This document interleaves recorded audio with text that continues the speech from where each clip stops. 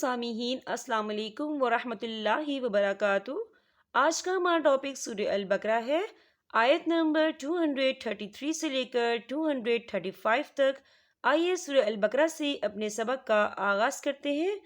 رب اشرح لی صدری ویسر لی امری واحلل عقدۃ من لسانی یفقہوا قولی ربی زدنی علما۔ اعوذ باللہ من الشیطان الرجیم، بسم اللہ الرحمن الرحیم۔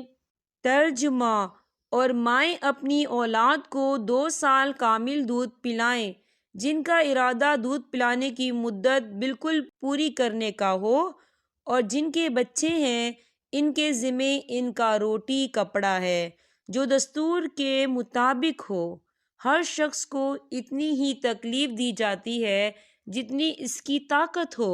ماں کو اس کے بچے کی وجہ سے یا باپ کو اس کی اولاد کی وجہ سے کوئی ضرر نہ پہنچایا جائے، اور وارث پر بھی اسی جیسی ذمہ داری ہے۔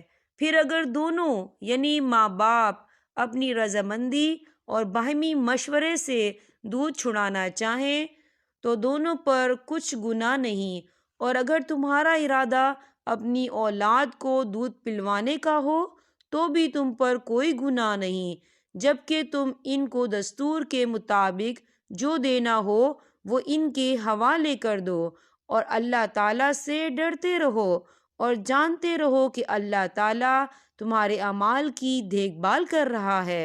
اور تم میں سے جو لوگ فوت ہو جائیں اور بیویاں چھوڑ جائیں، وہ عورتیں اپنے آپ کو 4 مہینے اور 10 دن عدت میں رکھیں۔ پھر جب مدت ختم کر لیں تو جو اچھائی کے ساتھ وہ اپنے لیے کریں، اس میں تم پر کوئی گناہ نہیں، اور اللہ تعالیٰ تمہارے ہر عمل سے خبردار ہے۔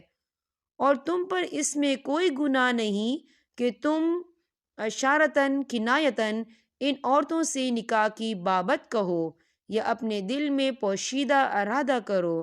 اللہ تعالیٰ کو علم ہے کہ تم ضرور ان کو یاد کرو گے، لیکن تم ان سے پوشیدہ وعدے نہ کر لو۔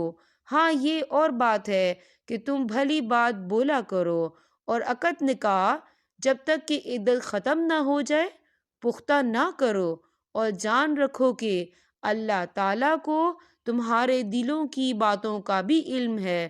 تم اس سے خوف کھاتے رہا کرو، اور یہ بھی جان رکھو کہ اللہ تعالیٰ بخشش اور حلم والا ہے۔ یہاں پر ہمارے سبق کا اختتام ہوتا ہے۔ اللہ پاک ہم سب کو قرآن پاک پڑھنے، سمجھنے اور اس پر عمل کرنے کی توفیق عطا فرمائے۔ اب میں آپ سے اجازت چاہوں گی۔ السلام علیکم ورحمۃ اللہ وبرکاتہ۔